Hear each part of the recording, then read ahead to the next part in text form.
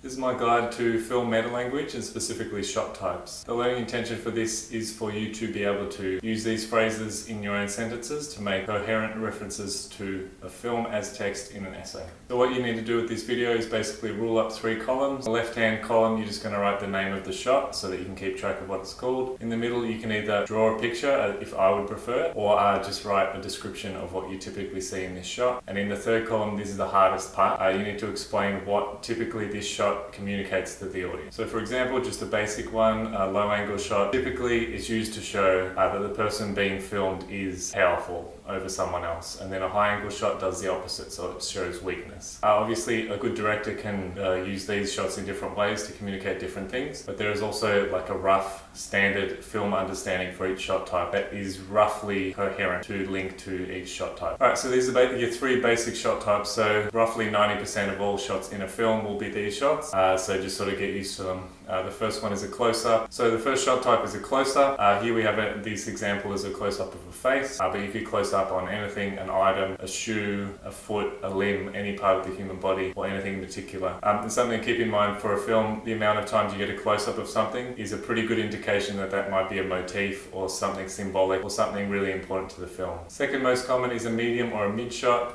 Typically this is a human person from the waist up, so the focus is, of course, you can see their uniform, you can see their facial expression and their body language, which is something that would be lost if this photo was a close-up only. Third standard shot is a long shot. So for this here, it gives you a bit of perspective, it gives you the background, and it also gives you typically the main character or a main proponent or part of the film. Those are your 3 basic shots, and there's also 3 very basic angles. Firstly, low angle shot, so what you might call a worm's eye view or from below. People typically find this quite an unflattering shot because it could give you double chins or something like that, but it shows the people in the picture are powerful as shown here in these images. The somewhat standard is the eye level shot, so this is just where you look eye to eye with the main character or the person or the item pictured in the shot. High angle shot might be a bird's eye view.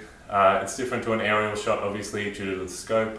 An aerial shot is much further away, whereas a high angle shot is quite close on the subject typically. And this one's very rare and weird, but it's called a Dutch tilt, which is basically where the camera is tilted to a diagonal direction, and the effect of this is up for you to decide, as you can look at this example. So there's the basic shots and angles. These are what I would call specialist shots that happen less frequently but communicate and have certain effects that you'll want to be considering. So the extreme close-up or macro shot. So the extreme close-up or macro shot gives you a very finely detailed image of whatever is taking place on camera, and it can be used for a range of effects. Usually it's quite disconcerting and really draws your eye to a specific item on the screen. The establishing shot just does what it says on the tin. It tells you where people are or where they're supposed to be. Obviously, this example of from Seinfeld, the majority of the show isn't actually filmed inside this restaurant, but it's rather stock footage. So the establishing shot in this case is just setting up the illusion of being in that place. An aerial shot is usually used in big budget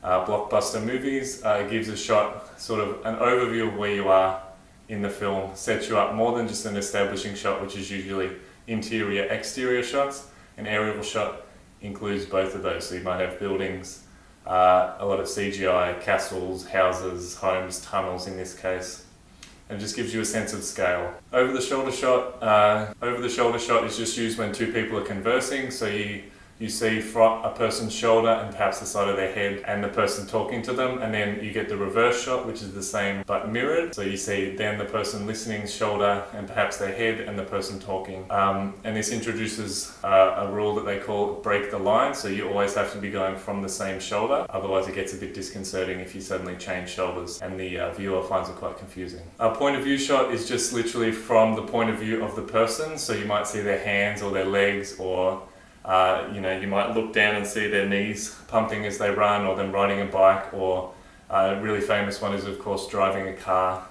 Usually you get point of view shots of that. It's rather rare, but a picture-in-picture shot is where you have different video images transposed on top of each other. I've grouped all these shots together. These are movement shots. So if you see the camera moving, you usually just refer to that as a pan shot, because to pan means to go from left to right, but these are other specific types of movement shots beyond just the basic verb to pan. So a tracking shot follows along with the action, usually a car, a bike, a person running or skateboarding, and it follows along with the motion of the movement taking place. An arc shot is even more rare than that. The specific example here is from The Matrix, but an arc shot goes in a semicircle around the subject of the shot. We used to call these crane shots, but now you can do the same effect with a drone, and it's just basically, it's similar to an aerial shot, but it moves. So in the picture on the left, we follow the man down the street of his Western film rather, and we see him moving through the town, perhaps interspersed with, windows shutting or something to show the way that he is evil or a scary person. Drone shots are a little bit less steady, but they give the same sort of result of movement through space, and also an aerial shot. A zoom shot is just when, without editing being used, a camera is used to focus in on something. So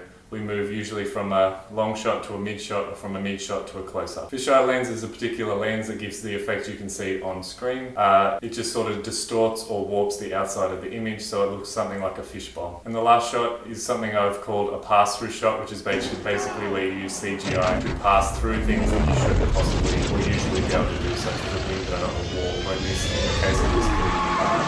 So using the meta language you've just uncovered, or the shot type names, we're going to do 3 different kinds of essay responses. So a sentence simply about one still shot from a film, a sentence about a sequence from a film, and also a sentence that gives a summary of the director's method throughout the entire film. All of these are equally viable in a film text response essay, but having a range of each of these based on different key themes or different key shots from the film will really help you to complete an essay on this topic. So the basic sentence we've got here is, for example, Tim Burton uses a close-up, low-angle shot of Edward Scissorhands to communicate to the audience that he is scarred on his face and he is very afraid and unsure of his new surrounding. In regards to a sequence or a section